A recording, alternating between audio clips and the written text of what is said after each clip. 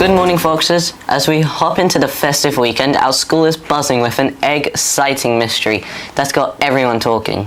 We're closing this term with a special Easter edition featuring an exclusive egg hunt that has us all on the lookout for our very own school bunny. But before we get to the hunt, let's take a moment to appreciate the meaning of Easter and the traditions that bring color and joy to this springtime celebration. Over to you. Thanks, guys. So let's jump right into Easter, a significant celebration worldwide. It's a springtime festival symbolizing new beginnings in both Christian faith and nature. The biblical tale recounts long ago. A compassionate man named Jesus was crucified on what we call Good Friday.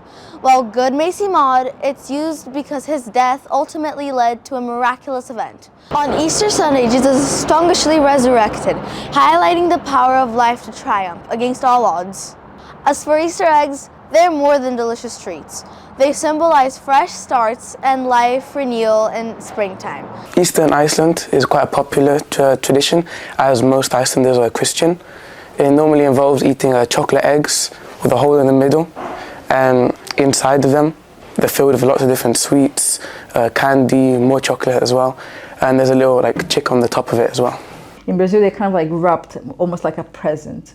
The aisles of the supermarket are completely filled with those eggs, and the eggs are also quite different from the eggs that you get over here. The actual shell of the egg is got a flavor. And we also have some later, as I was maybe teenager, they started doing gourmet eggs as well, which basically is just a half of it, so just one shell filled with stuff, and then you eat it with a spoon. With boil, real eggs, tons of it, loads. I'm talking 50 eggs. By the way, in France, it's not the bunnies. It's big bells, big flying bells. And they drop the eggs in the garden. That's what we tell the kids.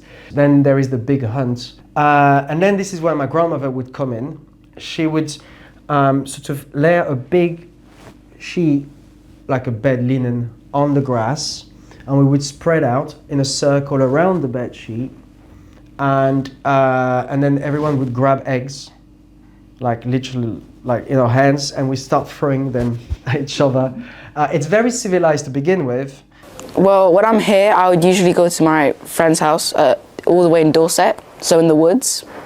And because they have a house in the woods, it's just a tiny little house and lots of woods. So my parents and his parents, they would spend hours and hours hiding eggs in the forest. Not the bunny. And no bunny. But you know the bunny eggs, they would also hide the bunny eggs. And then we would grab the eggs, and then for dinner, it'd be a bit of meat, and then for dessert, what we found. Well, I've enjoyed learning about the different traditions at ISL, but now it's time for something special.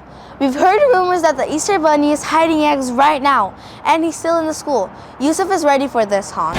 That's right, folks. I'm here at the entrance of the school where the Easter Bunny was allegedly seen just moments ago. So this is breaking news, guys. But don't you worry, we're hatching a plan to crack this egg. Oh, I mean case. Miss Shania, have you seen a bunny? He's pink and looks like a grown man. Oh no, you just missed him, but he left something for you. Oh yeah, there he is! Have you seen a bunny? I think I saw him in the kitchen. Miss Vanessa, have you seen a pink bunny that's carrying some eggs?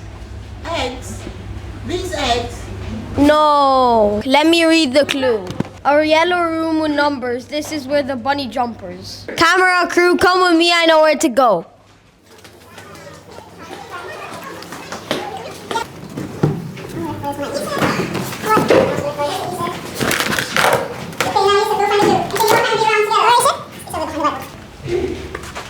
Oh, where is it?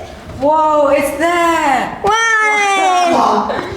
We found it! Where the little kids learn to ride boats, here's where the bunny floats. Hey, this is starting to add up. Joel, remember when we went to go read to the kids and we saw the boat there? Alright, let's crack on. Miss, I need your badge. Where is it?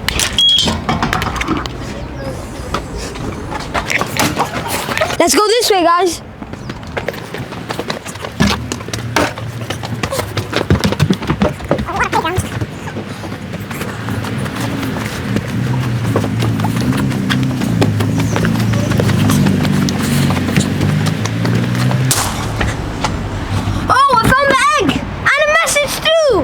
I've hopped away to another school, but I had a blast playing with you.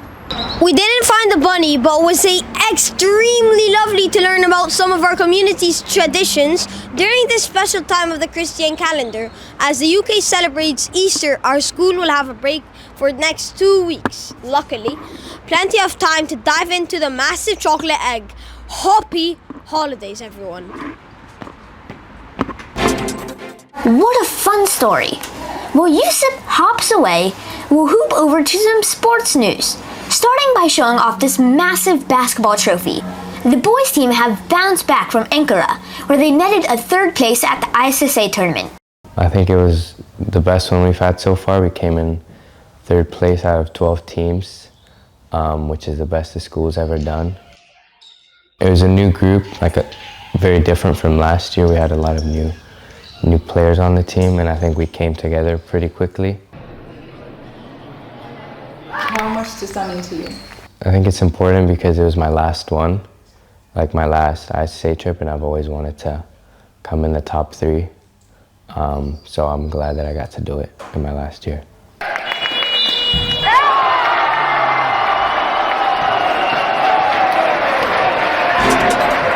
Moving from the pitch to the pixels, yesterday marked the final whistle of the Xbox FC24 tournament. All 3 teams on the podium received prizes, but it's the Mythtarians who place first and will be leveling up to represent ISL at the International Esports Tournament next term. We'll keep you posted on that score. Another virtual tournament took place this week as the PYP Student Council organised a Minecraft build challenge. With the lower primary crafting castles and up primary branching out, building virtual tree houses. Impressive creations there. From digital dimensions, we flash over to more tangible creations in the PYP, where our grade 5 students have constructed their final exhibition, still on display today. These young minds have tackled a vast array of themes from sustainability to fashion, animal testing, awareness to gender equality in sports. With a strong foundation in taking action, these students have challenged us all to build upon their ideas and make a concrete difference in our community and beyond. Also looking to construct a better world, our NYP students debated global issues at the 2-day MUN conference at the Halcyon School in central London last week. This simulated United Nations conference gave students a chance to learn matters of diplomacy and international relations. Our student delegates, standing in the shoes of other nations, argued their stances with passion. Let's listen to an excerpt from Daisy's speech. Sudan has been disfigured by conflict for decades, resulting in immense human suffering and civil unrest. Addressing the conflicts in Sudan is essential for the improvement of the region's stability. The most recent Sudanese conflict occurred in 2022, when As we come to the end of another Fox Media broadcast, it's with a mix of joy and nostalgia as we bid farewell to our grade 12 students who've had their final timetabled lessons in the school today. They were cheered on with a breakfast and a leaving parade on the main campus as they go on to study leave ahead of their exams. Happy Easter to those who celebrate it, and happy spring break to everyone else. Stay tuned after the outro video as we join you live for the Fox Media quiz.